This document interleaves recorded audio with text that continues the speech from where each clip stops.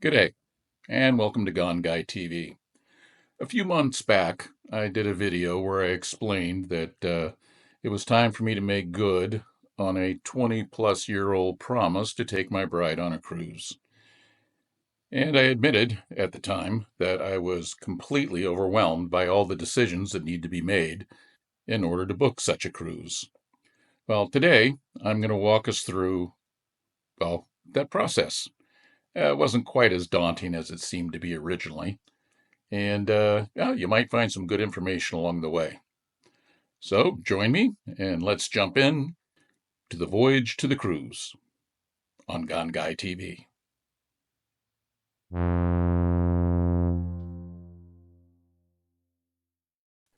So first, let's explore what kind of cruise we wanted to take.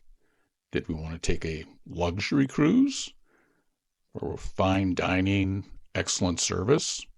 Perhaps we were looking for a family cruise, where we could all hang out together and just enjoy the boat. Perhaps a specialty cruise for singles or couples, maybe retirement.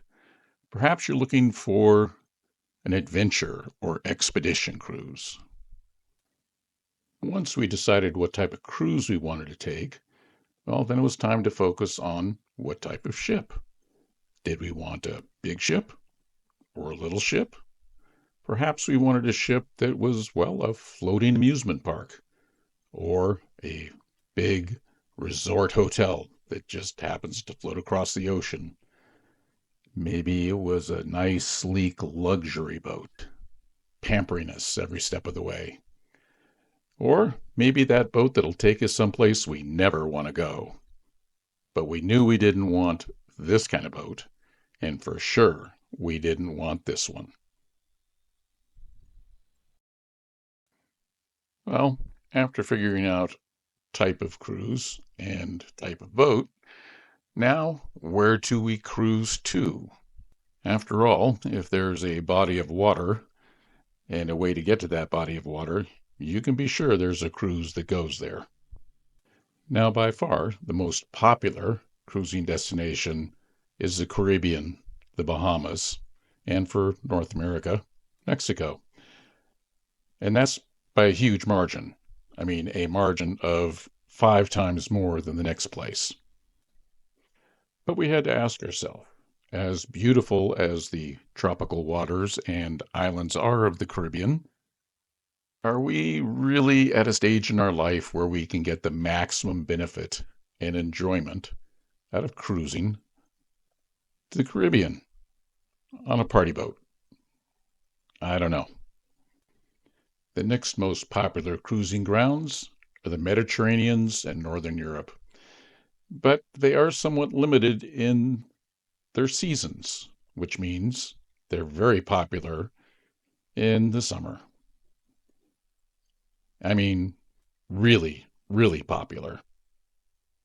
And when I think of a vacation and a holiday, sometimes crowds don't fall into the equation. So not too sure if we're going to fit in well to that. Recognizing, however, the antiquities, the history, the beaches, the water, and the people just might be too much.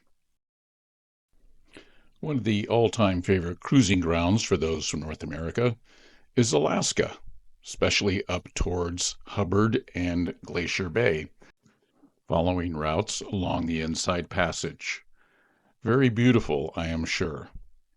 However, there are a few things up there that do give us pause for concern.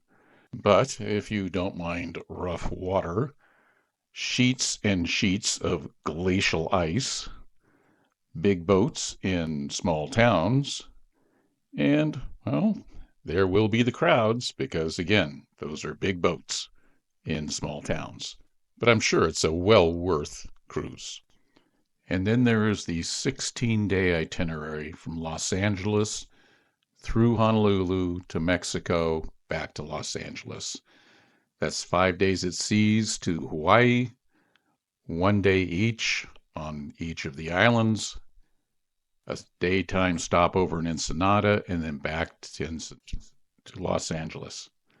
What's not to like about this? That's 10 days at seas, 5 days, 1 day in each island, quick stop in Ensenada, and back home.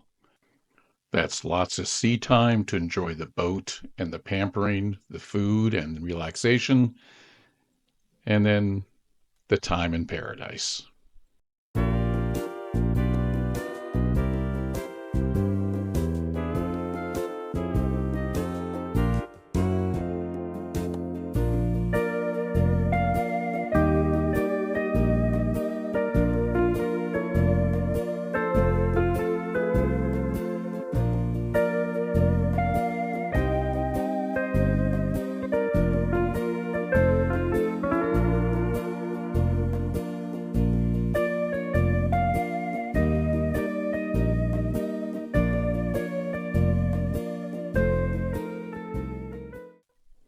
Ah, an ocean cruise to Hawaii. What's not to like? And of course, we'd be remiss if we didn't consider the World Cruise, 107 days, 27 countries, 43 destinations. But then after greater deliberation, yeah, no way. With our destination sorted out, now it became where on the ship and what kind of cabin on the ship do we want to be in. And there's quite a selection from the most basic pedestrian up through rather nice inside cabins, cabins with balconies, mini suites, and of course the, well, penthouse suite. We may have to pass on that one. But what we do want to make sure we have is a balcony. That just looks too good to pass up. Now, this final decision is probably one of the most controversial. People are willing to go to war over what the best cruise line is. And well, it's really, to me, not so much about which the best cruise line is, but how much do you want to spend and how much luxury do you want out of your cruise line? That really is more towards the decision. So once you've settled on your destination, then you can look at your dates and finally, well, which cruise lines meet those needs and also meet your financial, comfort, and luxury needs.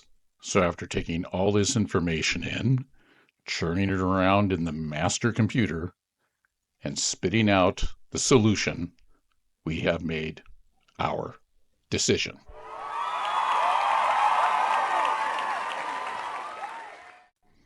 I'm sure it will come as no surprise that we chose Hawaii, that 16-day cruise from LA to the Hawaiian Islands and back.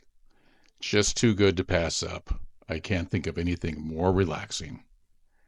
And we selected Princess, specifically the Grand Princess, mainly because it fit our timeline pretty well.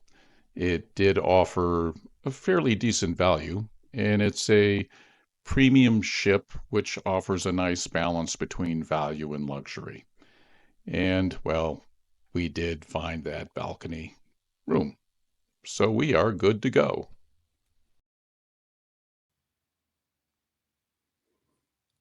Well, there you go. So now you have it. Now you know the process and the decision.